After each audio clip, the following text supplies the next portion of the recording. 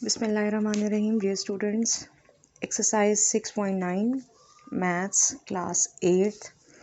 Question number 5 है, there are 75 packets of fruits in the first carriage. यानी first carriage में कितने fruits हैं आप पहले लिख लें, इसकी थोड़ी सी सीक्वेंस सा बना लें. This is first carriage, then second carriage, then third carriage and so on. अब इस फर्स्ट कैरेज में 75 पैकेट्स हैं फ्रूट्स के.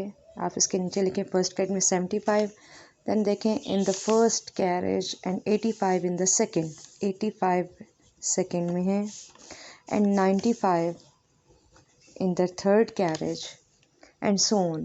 Find the number of packets in the seventh carriage. यानी आप अगर थर्ड है इसके बाद फोर्थ कैरेज आएगी, फिर फिफ्थ कैरेज आएगी, फिर सिक्स्थ कैरेज आएगी एंड देन सेवन्थ कैरेज.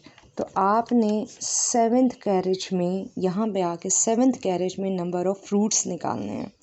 सबसे पहले आप सीक्वेंस आप देखें, फिर देखें फर्स्ट कैरेज में 75, सेकंड में 85 फ्रूट्स हैं, थर्ड में 95 हैं और आपने जो मालूम करना है वो सीक्वेंस की सेवन्थ टर्म मालूम करनी है और उसमें कितने फ्रूट्स हैं आपके पास.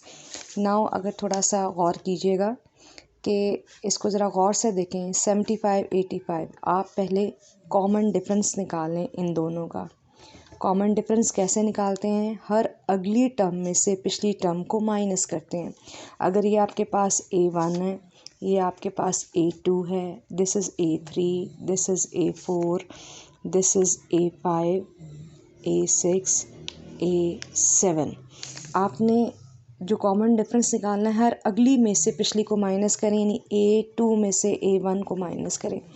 85 माइनस 75 तो आपके पास इसका आंसर 10 आएगा. अगेन देखें, अगर मैंने एक और कॉमन डिफरेंस के लिए A3 में से A2 माइनस करूँगी,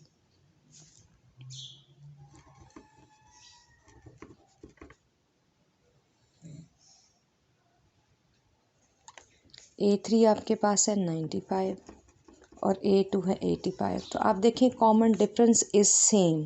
जब कॉमन डिफरेंस सेम होता है इसका मतलब है जो सीक्वेंस दिया हुआ है that is called arithmetic sequence. जब कॉमन डिफरेंस सेम होता है तो इसका ये मतलब है कि ये जो आपके पास सीक्वेंस है ये आपका अरिथमेटिक सीक्वेंस है.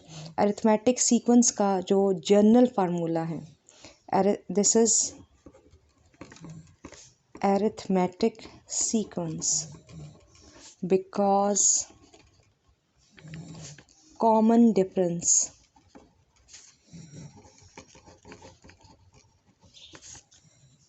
is same.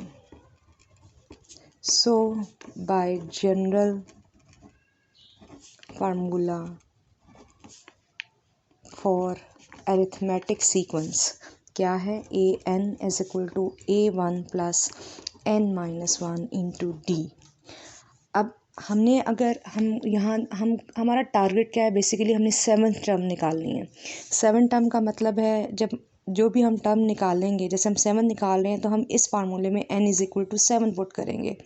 तो अगर आपने 6 टर्म निकालनी है तो इस फार्मूले में n is equal to 6 put करेंगे. लेकिन यहाँ भी हमारा टारगेट है 7 टर्म निकालना, तो जहाँ पे n है वहाँ आप इसकी वैल्यू 7 पुट करेंगे.